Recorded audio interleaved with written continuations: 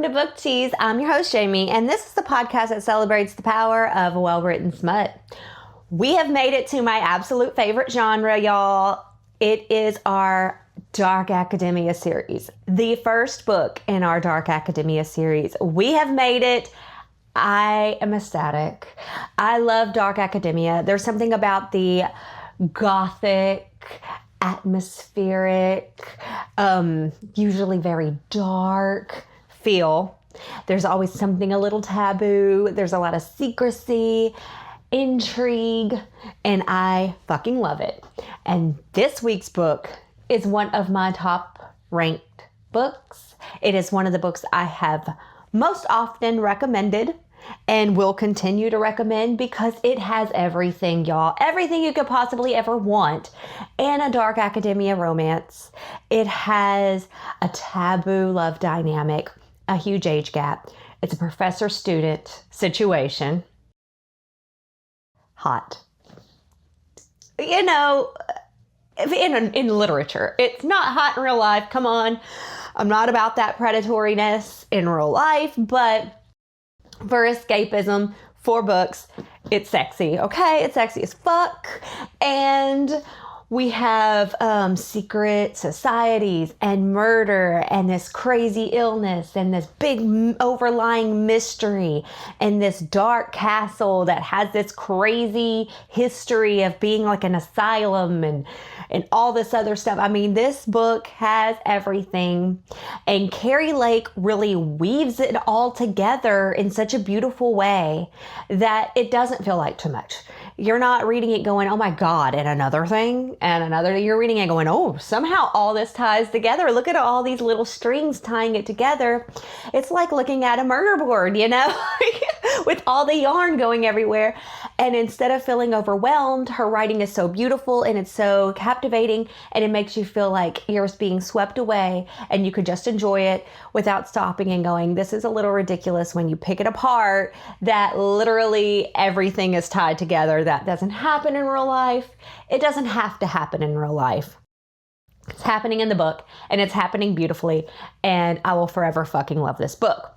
So let's dive into it, y'all. Sharpen your pencils and your scalpels and let's go. Welcome to Dracadia University, where the brightest minds, the sharpest scalpels, and the darkest secrets all share the same campus. I love it. It's so much fun. And as a reminder, this podcast does contain spoilers. I won't be spoiling this entire book because there is so many things that happen and so much that is tied into it. I'm not going to hit on all the notes. So even if you listen to this, you're going to get the overarching, you will be spoiled. Make no mistake. But there will still be plenty for you to discover within the book if you read it after this. That being said, I still recommend that you pause, read the book, and come back because this book is so much fun, especially the first time you read it. And I've read it more than once, which is something I usually do not do. But this, you can because you'll discover new things each time. But the first time I read it, y'all, all the little and then that, oh, and then that, so it's fun. It's a good read. It has a lot of little secrets and things to discover and pop in there. So I definitely recommend reading it before you listen to this. But that being said, if you do the reverse and you just decide, fuck you, Jamie, I'm going to do what I want, at least there's still things for you to figure out after the fact. Okay. Let's go. Let's get into it. This book opens with the very creepy and tragic death of Lilia Vespertine's mother. Lilia Vespertine, and y'all, I love the names in gothic, dark, academia type books. Every single name this series is going to tickle me and make me go, okay. Who's really named Lilia Vespertine? But that's our FMC. And the book opens with the very tragic death of her mother. She is her sole caregiver. She has no father that she knows of. Her mother's a single mother, and she has a younger sister named B. So Lilia had to grow up very quickly. She loves her mother. Her mother's a very sweet person, but she's been ill. And she's having hallucinations. She's withering away, and she's having strange cravings for raw meat and like all kinds of craziness, right? Well, Lilia is taking care of her. She wants to be a med student. She's very brilliant, very bold. I love Lilia because she has no problem saying what's on her mind and standing up for herself. She is no shrinking violet, y'all. She had to grow up, and she is used to taking care of shit and getting it done. So that's what she's doing. And when the book opens, her mother is far along in her illness, and she hears something, and she goes into the bathroom, and she's witnessing her mother try to drown her little sister. She is in a full-fledged hallucination, and she thinks that B, the little sister, has done something to her, and she's like some kind of threat. So she's trying to drown her, and Lilia jumps in to save her little sister, and her mom ends up getting drowned or drowning herself. And when she is in the water, when she's got her head in the water, these long black worms come out of her mouth, come out of her nose. And when that happens, Lilia blacks out. When she comes to, she is told that, well, actually it goes 4 years in the future. But anyway, she's told that the black worms never happened. That was something that her brain came up with, or that was a hallucination or something she imagined because it was such a tragic thing witnessing. They're telling her mother killed herself, and she cut her wrists in the bathtub, and Lilia found her and blacked out and imagined the worms. So it's a very weird thing to just imagine, but it was a way for her brain to cope with the tragedy. So now we're 4 years in the future. Lilia is 20 years old now, and she is she's going to school because she wants to be a med student, but she can only afford a few classes at a time at the community college. So she's doing that, and she's working full time, and she has to pay half of her sister's tuition to this school that focuses on mental health, because B had a full breakdown after that happened, rightfully so. So she's trying to take care of her sister, and she's paying half of the rent. And her sister's father is a useless dude. Okay, he's fucking useless, but he's trying, right? He's at least trying. So we got to give him partial credit, but he's living in there too and helping her. So anyway, she writes this paper for her class, and it is a paper where the instructions were to write about a fictional illness and how you diagnosed it and the symptoms and the outcome of the patient and all of that. So she ends up saying, okay, you know what? If this was something I made up, I might as well use it to my advantage. And she writes about the worms, the parasite, and she writes about all the symptoms and the thing. She writes her mother's real illness that she experienced, that she remembers, and it catches the eye of her professor because he is from Dracadia University. And it turns out that this parasite, these long black worms, are a very real thing, and they're from the Dracadia Island. And only people on the Dracadian Island, there's never been a case outside of Dracadia Island, because it is not a natural thing for these parasites to want to infect humans. They don't usually. They infect animals, they infect moths, whatever, but they don't usually infect humans. But there's been a couple of cases, but only on Dracadia Island.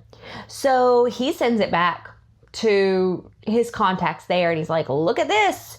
I know I can't tell her that this is a real disease because you have the research locked down and the university owns the research, and so it's not something that the rest of the world knows about.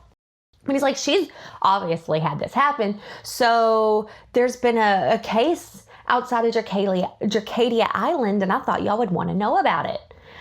Well, of course, that piques their interest, along with the fact that she's brilliant and she wants to be a med student and she's got this huge grasp on this crazy topic without having any real information. These are just things she deduced and she discovered and she researched herself, you know. So she ends up getting a full ride scholarship for 1 semester to Dracadia University. And she works it out. She figures out a way to pay for everything in advance, and she goes. She's like, okay, I got 1 semester here. Hopefully I can get another semester, but I know I'm guaranteed 1 semester. So I want to do a good job. I want to work hard. I want to basically kick ass. So that's what she does, y'all. And she is fierce. Like, she knows what she's trying to figure out. And she finds out that Professor Devryck Bramwell, nicknamed Dr. Death by all of the students because he performs autopsies and stuff on the university, or in the university, in his little underground lab situation. He is moody. He is sexy. He is 30, in his early 30s, and he apparently wears a lot of black, and he's moody, and he's no nonsense, and he's brilliant. And so all the female students are like scared of him / attracted to him, right? Well, Lilia is like, yeah, he's hot, but he's also the person leading the research on this parasite that killed my mother, and I'm going to find out as much information as I can. So she doesn't swoon and she isn't intimidated by him, and she has no problem pushing boundaries and asking questions. She is a fierce one, but her doing that catches his attention and catches his intrigue. And he's like, I love her brain. She's beautiful and I love her brain. And along with that, she is also catching the attention of this secret society, of other people who are a little bit more dangerous. And yeah, so she's catching all this attention. Let's pause there and talk a little bit about Devryck. So he is incredibly morally gray, and he has his own agenda for studying this parasite. This parasite is called Nocticadia, and the midnight lab in which you study it is called Nocticadia. So hence the name. We are studying it. We are in the midnight lab currently, y'all. So this parasite is Nocticadia. He has his own agenda for studying it. His mother was a diabetic, and he has this autoimmune disorder that causes him to go into these seizures. It causes him to get severe migraines, and it can potentially get bad enough that it stops his heart. One of these seizures can stop his heart. So he wants to, or he has figured out that the purified toxin that these parasites produce when they've infected a human, they infect humans, if they're introduced to a human, like I said, that's not their natural environment or their natural victim. Me trying to be scientific. But when they infect a human, they release this toxin that then kind of brainwashes the human. And that's what causes the hallucinations. That's what causes the extreme craving for water and trying to get the human to go into water or to drown themselves, because the parasites love water, and then they can release and go find their next victim, their next host. It also is what causes the person to crave raw meat, because that's what the parasite likes. And anyway, this toxin also cleans the environment, as Dr. Bramwell explains, that they heal a bunch of things that are wrong with you. It They get your liver almost regenerated, which is unheard of. The liver doesn't do that. But this toxin causes like all these changes in your body to make you more healthier so they can then feed on your organs, which is very creepy, okay? It's fucking creepy. But he has figured out, after the victim has passed, and he's performed all these autopsies and whatnot, if he takes this purified toxin out of the part of the brain that it accumulates, he can then purify it or decontaminate it so it doesn't have larvae. And he can use that purified toxin to reverse his autoimmune issues, to cure diabetes, to cure some other illnesses. He's like, okay, this can be a cure for a lot of things, including the illness that I'm having. So he needs human hosts or whatever. He needs a way to gather up this toxin, right? So his brother, like I said, there's a lot going on. He had a twin brother, and his brother was kidnapped when they were teenagers.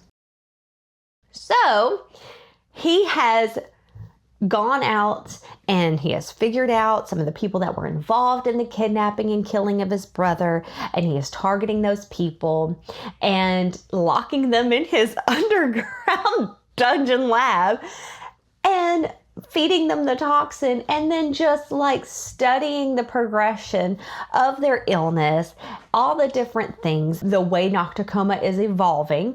He is using these people as guinea pigs, and he is studying them, and then when they ultimately die, he is performing autopsies and taking that toxin. And he is using this cure on himself.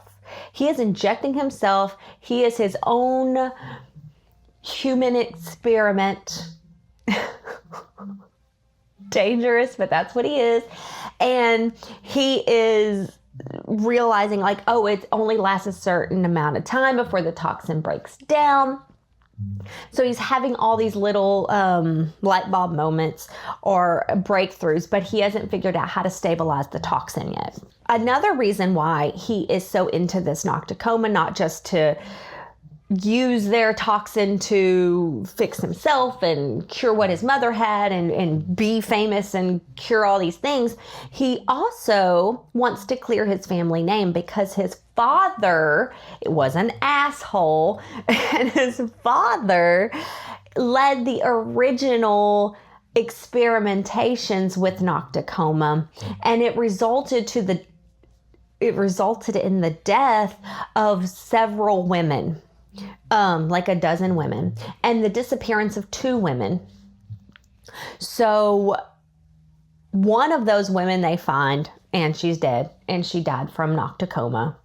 And he performed the autopsy or whatever, but the other woman turns out is Lilia's mother, and she escaped the experiment. She had Lilia. She changed her name.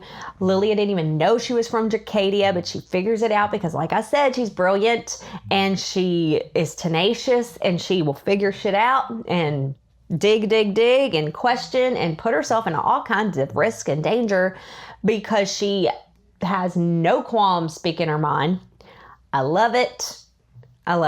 But yes, she did get herself targeted. Turns out her mother visited when her mother died. So Lilia had a living mother up until 4 years prior, or a living grandmother up till 4 years prior. Her mom went to visit Dracadia for the funeral, and that's when she was infected with the Nocticoma parasite, and that's why her decline was so quick, and that's how she ended up dying from Nocticoma. So, well, remember I mentioned that this book also had secret societies? Well, there is a secret society that Devryck is part of. He's a higher up in it too. And they're made up of like very powerful men. These are people who go on to be CIA agents. These are people that end up being government officials or like just really high-powered CEOs. There's a ton of resources at their disposal. It's all within this secret society that are called the Rooks. And I mean, y'all, they live by their own rules. That's why anything can happen on Dracadia Island and they will shut it down. This is how the Nocticoma period as a parasite that has infected humans has not gotten out into population as something that is knowledge. This is how her mother's autopsy and cause of death and everything was ultimately ruled a suicide, even though there's definitely signs, definite signs of a death by Nocticoma. There's marks on the bones. There's a whole host of things that show up in the body post-mortem if you die by Nocticoma. But this society has tamped all that down. They have a lot of power and a lot of money.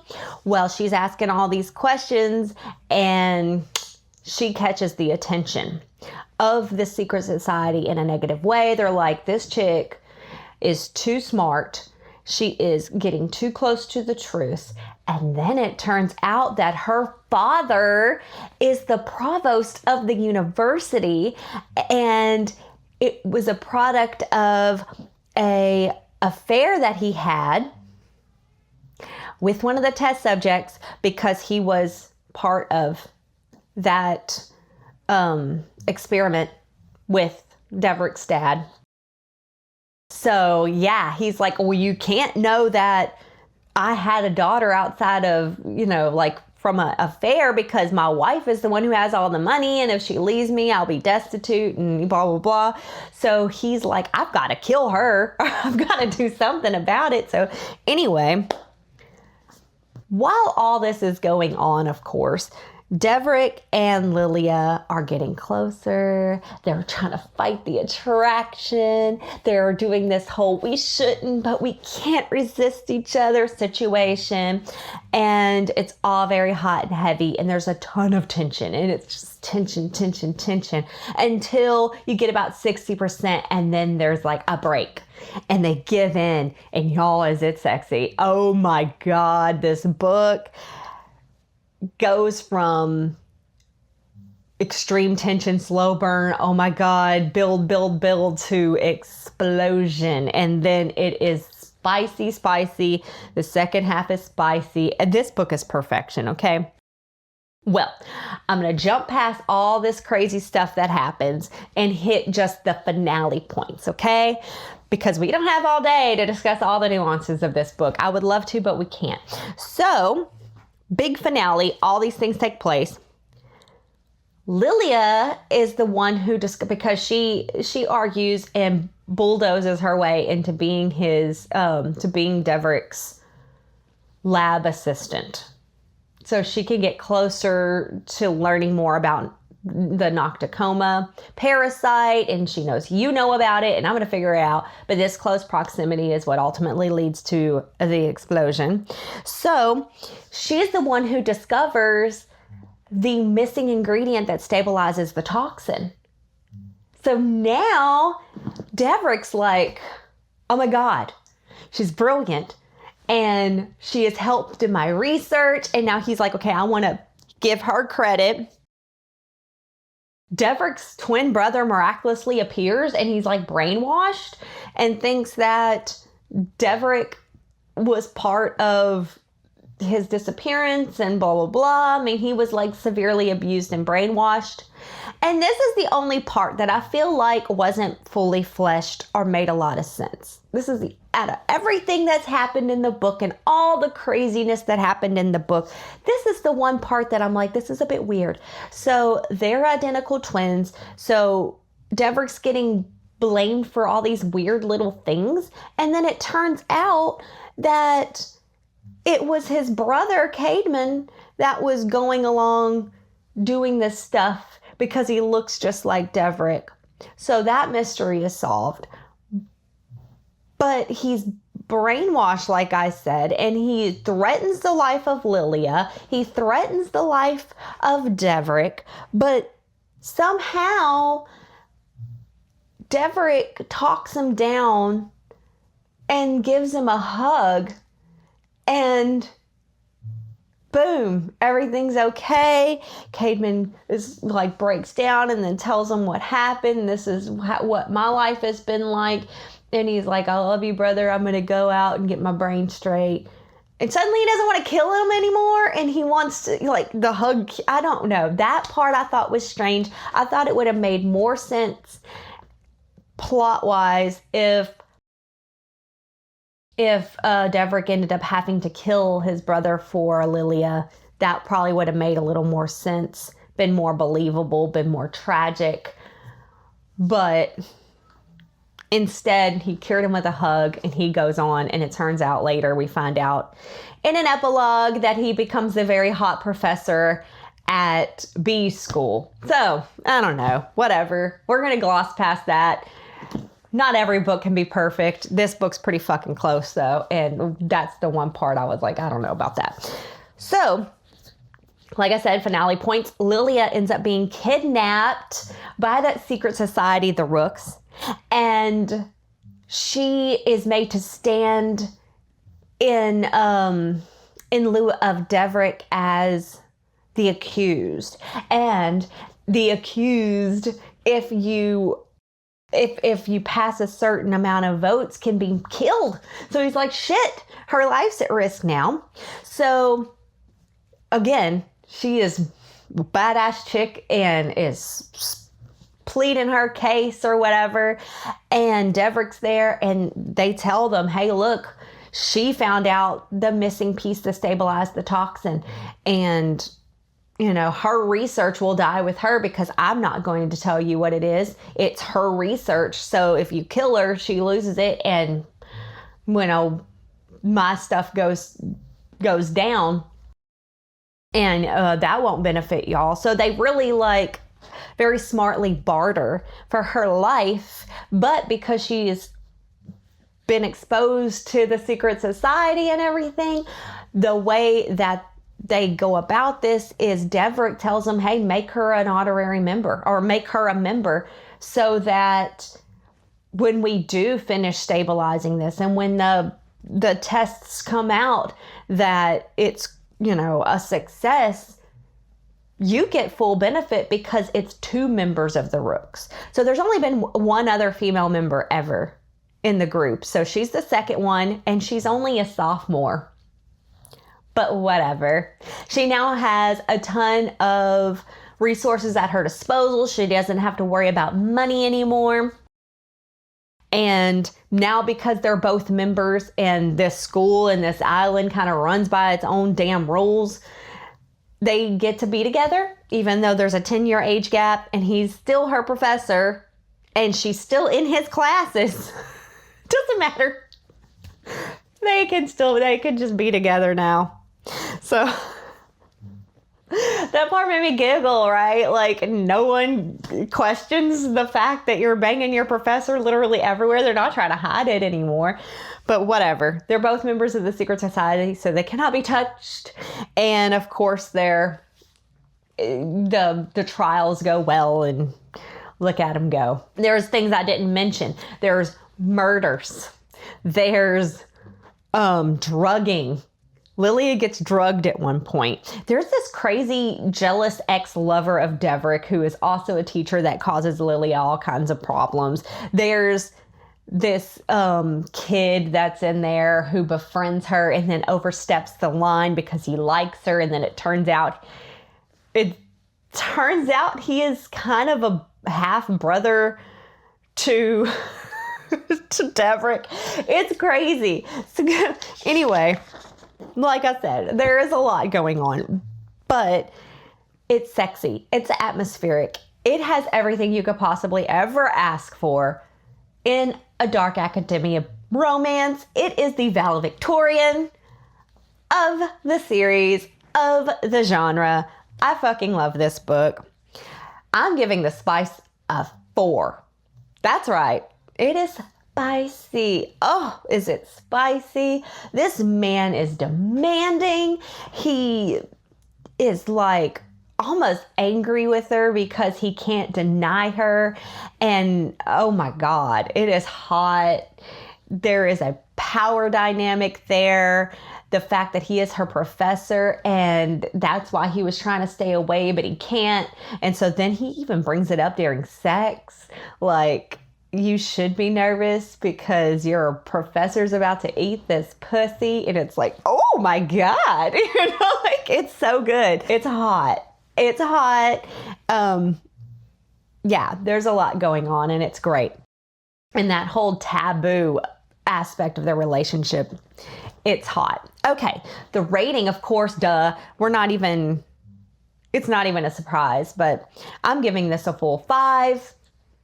I love this book. It's one of my favorites of all time.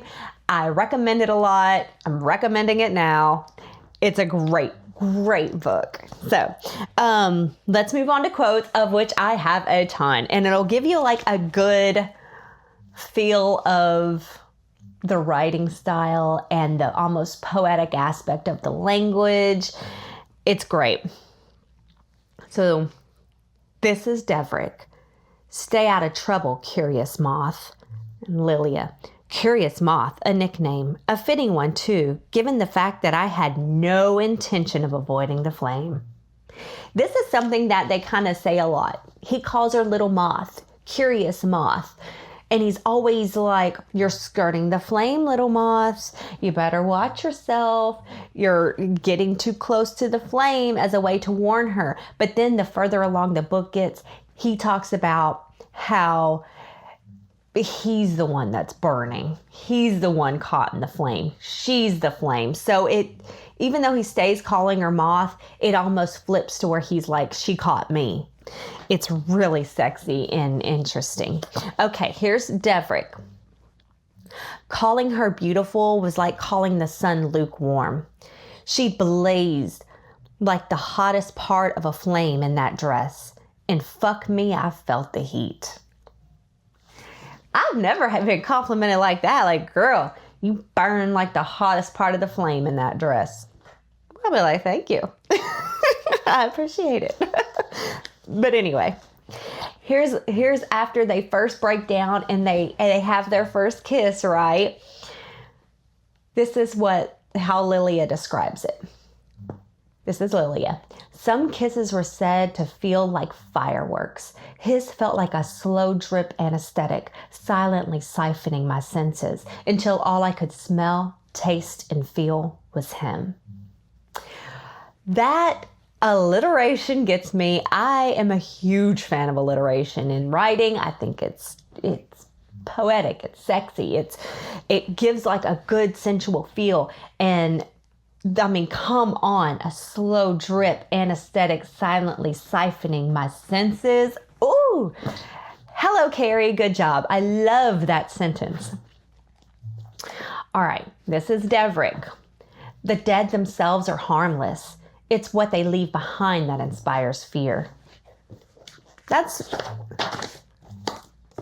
just think that's great. Like, it really makes you think. That's right. I mean, if a dead body's not going to do anything, but there's ghosts, there's secrets, there's all kinds of things. There's grief that someone's passing can leave behind, and that's the part that you fear, not the corpse itself. The corpse isn't going to do anything. It's just, it gets you thinking.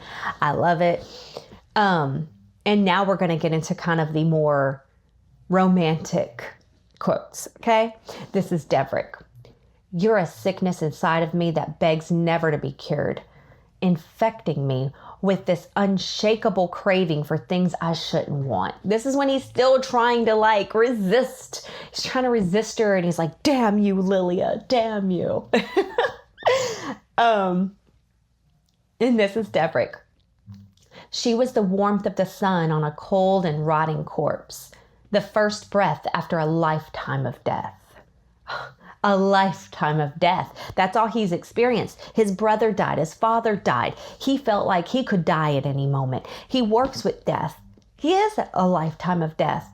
And then here she comes, like the bright rays of the sun just warming him up, making him feel for the first time, and questioning and inciting his mind and inciting his senses. Don't get me going. I love it.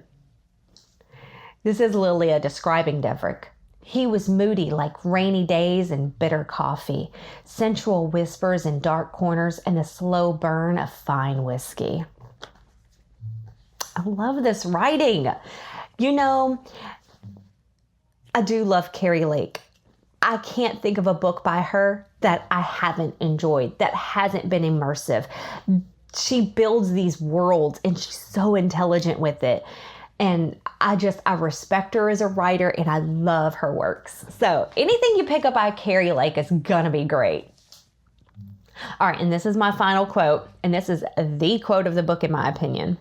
It says, Devryck, I would kill for you without a beat of hesitation or remorse. And yet, at the same time, I could be reduced to nothing more than a pile of ash without you. I'm weak for you, Lilia. I'm weak for you. Ooh, I love that because he is a strong, powerful, rich man. Like, he is one of the top members of this society. He is one of the most ranked professors. He is like incredibly rich. He is a powerful man, and he's looking at her, a sophomore in college, saying, I'm weak for you and you alone. I mean, hello? All right, casting, and y'all, I nailed it. I always say that, but here's a funny thing. I've read all the books for the series right now. We are going to have a plethora of redheads this month, and I love a redhead, okay? I love it. I've been a redhead. Not naturally, but, who cares? I love it, and it's so fun that I get to cast all these redheads, and I love it. Okay, for Lilia, I'm casting Abigail Cohen. That hair, those eyes, I'm obsessed with Abigail Cohen, and I can easily picture her fiercely and intelligently arguing her points and asking these questions even though she's told to back off. I could understand an obsession. I can understand how she would get under your skin. She's beautiful and intelligent, and that's Lilia. So she was in the Fate of the Wink saga. She was in Every Year After, and she was Dorcas in The Chilling Adventures of Sabrina. Y'all, I didn't realize she was Dorcas because in that show, she has more of a strawberry blonde hair instead of the full-blown auburn. In my opinion, she looks better with the full-blown auburn hair like that. But I have a weakness for that. I love it. I think it's beautiful. I've always wished that I had it. But anyway, I'm getting in the weeds. All right, and now for Devryck. I'm so excited for this casting, y'all. I'm going with Francois Arnaud. He was Scott Hunter in Heated Rivalry. Devryck is brooding. He is gorgeous. He is dark. Complex, like dark hair, dark coloring, and he is tall. He's 6'2". And so when I look at Francois and subsequently Scott Hunter, I could see the intensity, like the single-mindedness, the I'm just don't care about nothing. I'm focused on what I'm doing in my tasks and nobody can turn my head, right? I could see that with Francois. And then I can almost picture him just looking up from his desk and seeing Lilia and just being like, okay, she's pretty, but whatever, and not turning his head until she starts speaking, until she starts questioning, until she starts needling and pushing him. And then he's like raising that one eyebrow like, okay, you caught my attention. Oh, and then once you would catch a man like that, like his attention and his intrigue, I could see his intensity shifting. I love that casting. Please make this a movie. I need this as a movie. This would be such a good movie. Hello, Hollywood gods, please. And that brings us to the end of our discussion on Nocticadia. It was wonderful. I enjoyed it. If you like this episode, please like, subscribe, rate, review, send it to a friend, whatever, all the things. I appreciate it. And until next time, stay spicy. And that's it for this episode of Book Tease. Book and theme reveals and episode commentary can be found at TikTok, Instagram, and Facebook at Book Tease Pod. Theme music is by The Scraps, and until next time, stay spicy.